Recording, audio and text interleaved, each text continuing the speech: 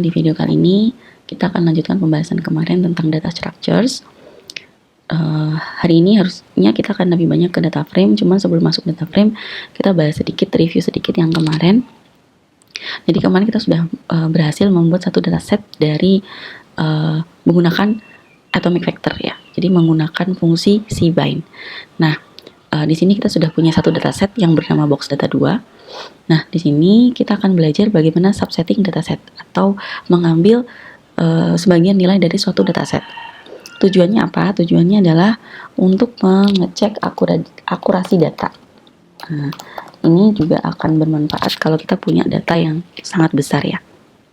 Nah, konsepnya dalam mensubset data itu adalah row dulu baru kolom, baris dulu baru kolom, dan menggunakan kurung siku. Nah, sebagai contoh yang pertama, di sini ada kita ingin menampilkan data dari kolom pertama saja. Maka tinggal kita tuliskan nama datasetnya, kurung siku. Nah, untuk yang bagian row ini kita kosongin saja, tidak perlu pakai spasi, tinggal tulis koma, dan kemudian tulis 1 sebagai kolom yang ingin kita tampilkan nilainya. Begitu juga untuk baris. Kalau baris berarti yang kita isi adalah nilai yang bagian depan. Kalau ingin menampilkan data nilai pada baris dan kolom tertentu, ya kita isi dua-duanya. Misalkan di sini baris pertama dan kolom kedua. Kemudian untuk rentang, misalkan kita ingin menampilkan data pada rentang kolom 1 sampai 2, maka yang perlu kita lakukan adalah menuliskan tanda titik 2 pada rentang kolomnya. Kemudian kalau kita ingin mengeksklud suatu nilai, tinggal kita masukkan tanda negatif. Nah, misalkan nanti kita nggak ingin tampilin kolom 1, berarti tinggal ditambah tanda minus.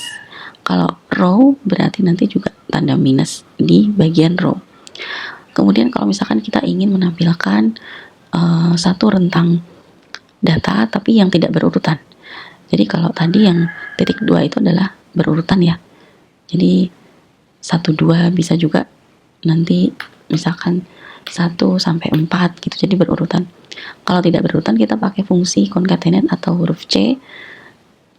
Jadi misalkan saya ingin menampilkan data di row pertama dan row ketiga, berarti tinggal tulis C, buka kurung 1,3, tutup kurung. Seperti itu dibaca. Nah, oke. Tadi kan kita udah punya ya dataset box data 2. Box data 2 ini masih dalam bentuk atomic vector. Nah, kita akan ubah menjadi suatu data frame. Caranya dengan menggunakan fungsi data frame. Gitu. Nah, tadi kita punya length, width sama height. Nah, sama kita juga bikin length, width dan height. Bedanya di sini kita singkat ya. Kita singkat. Oke. Jadi di sini box data 2 sudah menjadi tipenya sudah menjadi data frame. Ya, cirinya apa? Di sini kita bisa gunakan view-nya. Ini. 3 ops, 3 variables. Artinya ada 3 observation untuk masing-masing variabel. Total variabelnya ada 3. Nah, seperti ini. Oke, nah sekarang kita coba dengan melakukan fungsi subset. Nah, kalau subset di data frame kita menggunakan fungsi atau tanda $. Jadi misalkan kita mau keluarkan box data untuk length. Nah, jadi keluarnya seperti ini.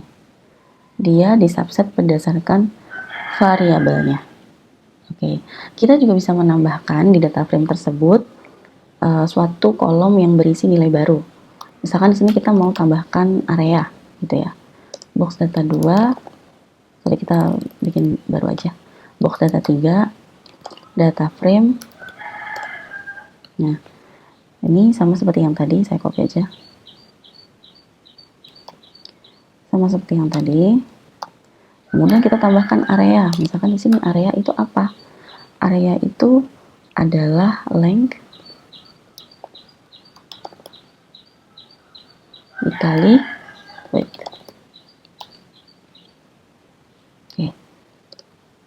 Ya, jadi sekarang sudah ada 4 variabel, yaitu tambahan dengan area. Ya, sekarang kita coba untuk mengimport table. Nah, di sini import table kita gunakan fungsi read.table. Di sini saya punya satu dataset dalam bentuk teks.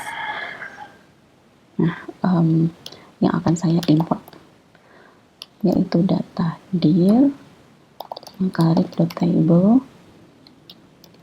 Nah, ini filenya sudah harus ada di working directory ya. Kalau nggak ada, dia nggak akan bisa keluar.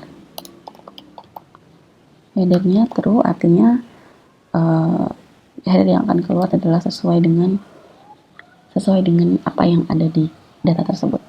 Nah, di sini udah terimport. Kita bisa gunakan beberapa fungsi dasar data frame, yaitu yang pertama str. str itu untuk mengetahui variabel dari suatu dataset. Nah, di sini ada karakter, integer, numerik, dan integer. Nah, di sini nanti kita bisa lihat yang perlu ganti itu yang mana. Contohnya nanti kita akan bahas ya. Contohnya di sini, ini numerik sudah benar, integer. Ini mungkin farm ya. Farm ini karena dia adalah bentuknya klasifikasi. Untuk mengklasifikasikan farmnya, maka nanti perlu kita ganti sebagai vector. Nanti akan kita bahas. Kemudian ada fungsi dim. Dim ini adalah untuk mengetahui berapa row dan kolom. Jadi ada 1182 rows dan 9 kolom. Kemudian head di sini adalah untuk mengetahui baris pertama ya dari satu dataset. Biasanya sih 5 sampai 6 baris awal. Kemudian tail sudah tahu ya, jadi kalau head itu kepala, tail ekor, berarti dia menampilkan yang baris terakhir, beberapa baris terakhir ya. Terus kalau kita mau lihat datasetnya secara keseluruhan, jadi dia bentuknya tabulasi seperti ini ya. Tuh ada 9 kolom dan row-nya ada 1182 seperti itu.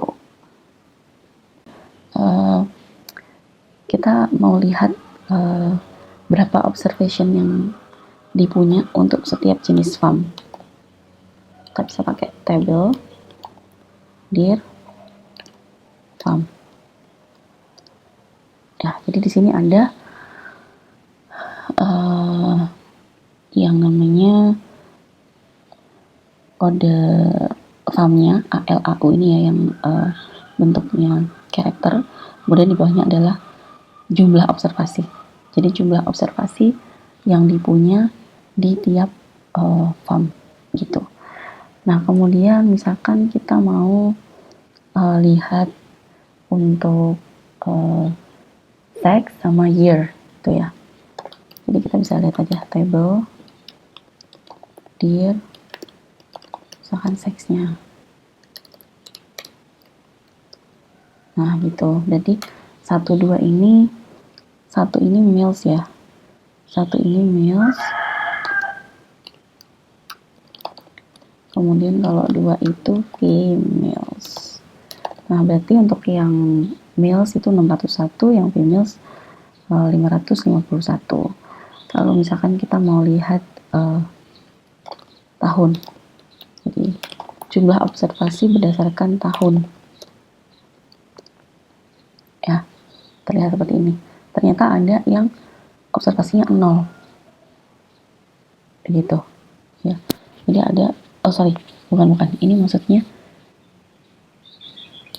90 ya, maaf. Tahunnya tahun 2000, 2001, 2002, 2003, 2004, 2005 sama 1999.